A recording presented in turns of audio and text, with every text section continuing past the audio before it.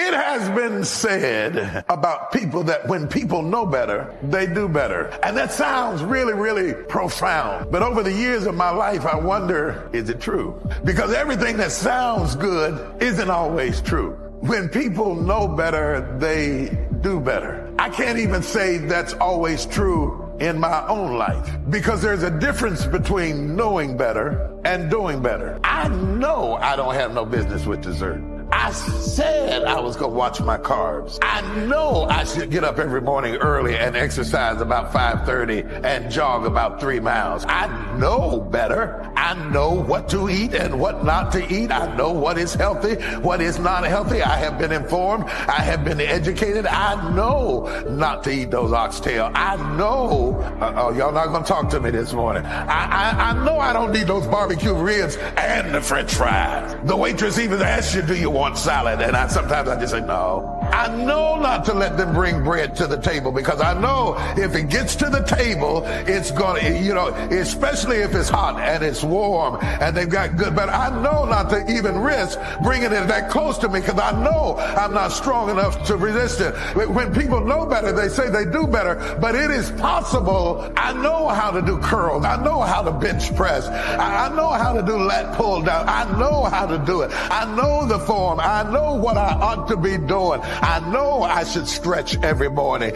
It is not the absence of knowledge that always deters the activity, but the gulf between what we know and what we do is often a wide gulf, and we don't always reach across. While it is impossible to do better if you don't know better, it's impossible. You can't do better if you don't know better. Often we still know better than we do. The truth of the matter is, doing better isn't always easy. Sometimes it's real tough. Doing better isn't always easy. We know what we should be doing, but we don't always do it. Sometimes we don't do better until we get in trouble. Sometimes we don't do better until we're under threat. Sometimes we don't do better until we have competition. Doing better on the job, we know what to do. We used to do it when we first got the job, and we didn't take it for granted. We knew not to take a 2.5-hour lunch. We knew how to be in our place. We knew not to be on the phone and playing video games in our office. We knew better. But whether we know better and what we do is two different things altogether. Especially when you realize that the people we admire the most were people who put into action what they knew, who grew and changed and made correction. They became our heroes because they had the courage to change course. All of the people that we highlight in our country and our history are people who had the courage to change course. Leaders like Abraham Lincoln had the courage to change course. It is not now, we always honor people after they're dead, but in real-time speed, our heroes were not popular because they went against the course and they swam upstream against the grain, and they had to have courage to change the course. That's not easily done. Dr. King had to have courage to change the course. Nelson Mandela went to jail to change the course. You can get in trouble to change the course. Corrections can often have severe consequence. Corrections can often have severe consequence. Getting it right can have severe consequences. Because see, you make a decision at one stage in your life, and then later you know better, but you're already in the situation. A young man said something to me I will never forget. He said, I am the world's best at getting into situations and the world's worst at getting out. And I think the reason it becomes so difficult to get out is because sometimes it's become so complicated. It requires humility that some people lack the ability to quiet their ego enough to achieve the ability of change, because sometimes you have to go against what you said at this stage to correct where you are at that stage. And until you become strong enough to admit, yes, I said it, but I was wrong, you can't bring about change. And sometimes your ego will make you be loyal to a mistake. I'm wondering if there's anybody in here who's ever been loyal to a mistake, and it was a mistake, and you knew it was a mistake, but you counted up the cost to fix it, and you decided you would just take the easy way out and live with it. Our decisions, you see, to correct our mistakes can create disruption, and not only disruption for us, disruption for other people. And when you look at what it's going to take to straighten it out, sometimes you just don't do it. And when you don't do it, you become trapped in a nightmare of regret. You'd be surprised how long you can live in the prison of your problem. You'd be surprised how long you can live a life where you clap like you're free, you talk like you're free, you move like you're free, but you're really not free at all because you are trapped in a complicated situation. You can't get out and you can't get in. You're just stuck. And until you correct your past decisions, you are not going to get the breakthrough that you need. Until you stop using shopping for therapy, you're never going to have the credit rating that you should have. No matter how much he's Jehovah Jireh, he can't be Jehovah Jireh to you, because as fast as he pours it in, you leak it out. And you know what it takes to fix it, and you know the discipline that's required to get your life together, but it's not always true that people who know better do better. And not doing better simply leaves you stuck. People often lack the stomach for it, I think. To risk the pain of changing course, the uncertainty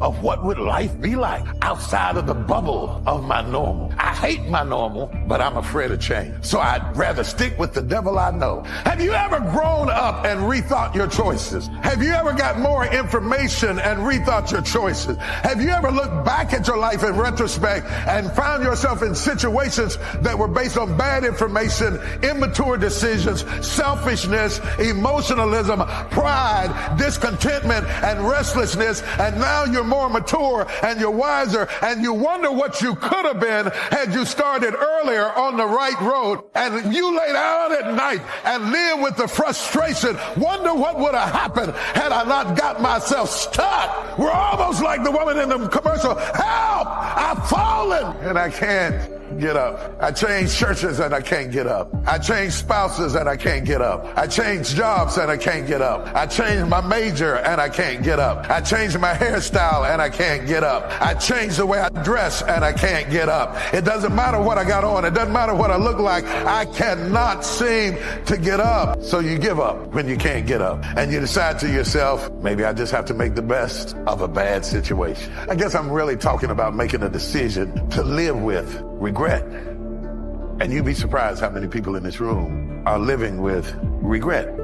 That they could clean up, that they could fix it, they could change it, they could alter.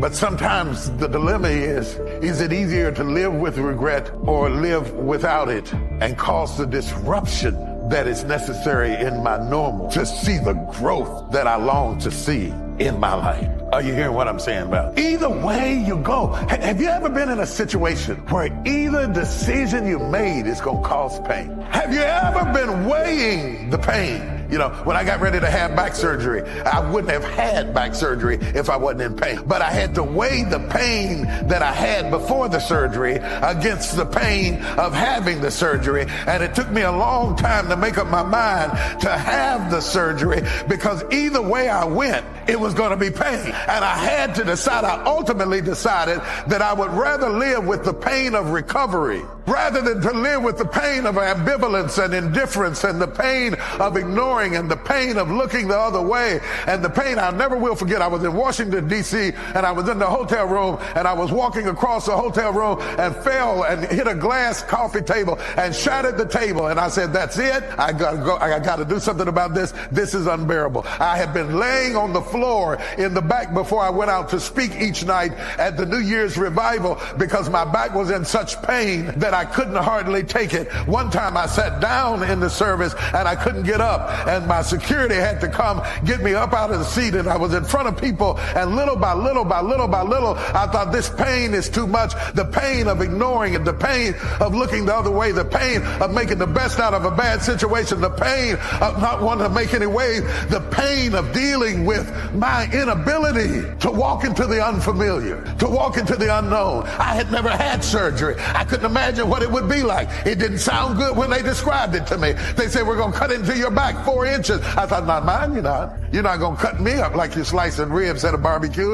In fact, you have to have the adaptability in life to be able to change course. It's not like you get it right and it stays the way you left it. Life keeps changing, and as life keeps changing and seasons keeps changing and circumstances keep changing, you got to be flexible enough to change on a dime and switch this way and turn turn back this way. And if you don't make the right switch at the right time, you find yourself stuck. And you wake up one morning and you realize I'm getting older and I don't know what it feels like to have lived my best life. I've not lived my best life. I've not lived at the top of what my potential was. I've not reached the zenith of possibilities of what I could be. I've not fulfilled my purpose. I've not finished my course. I don't get any crown for me because I wasn't living my best life. I was surviving my old life. You don't have to live in this chaos. Your spirit has been in a state of constant disruption because you won't change course. And I don't want you to live in this constant, chaotic, stressful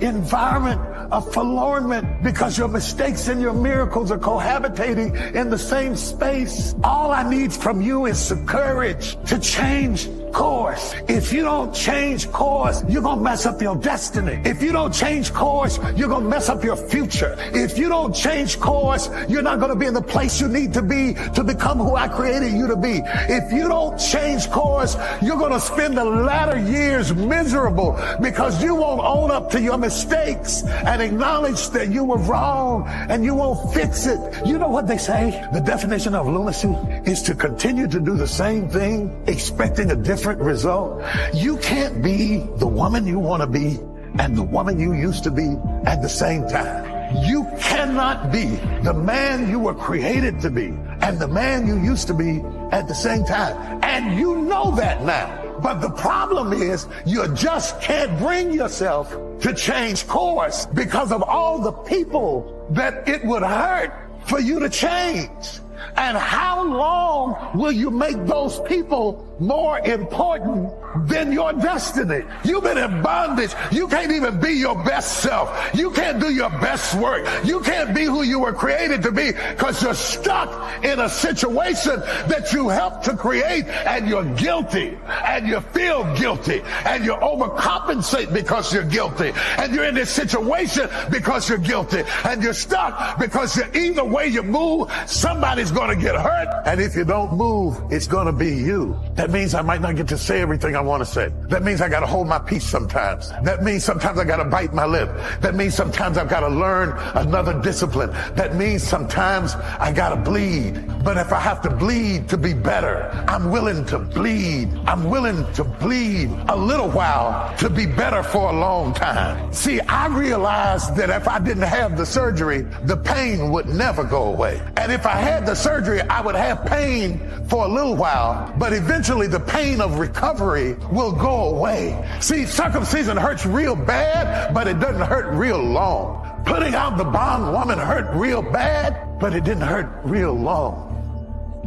And you gotta decide, are you willing to have a little momentary discomfort to be where you are called to be? Or are you so concerned about the disruption that your change creates that you're willing to be a prisoner in your own life the rest of your life? Because every time I ever made a change, somebody got hurt. When God called me to come to Dallas, somebody got hurt in West Virginia. There are people who don't like me now.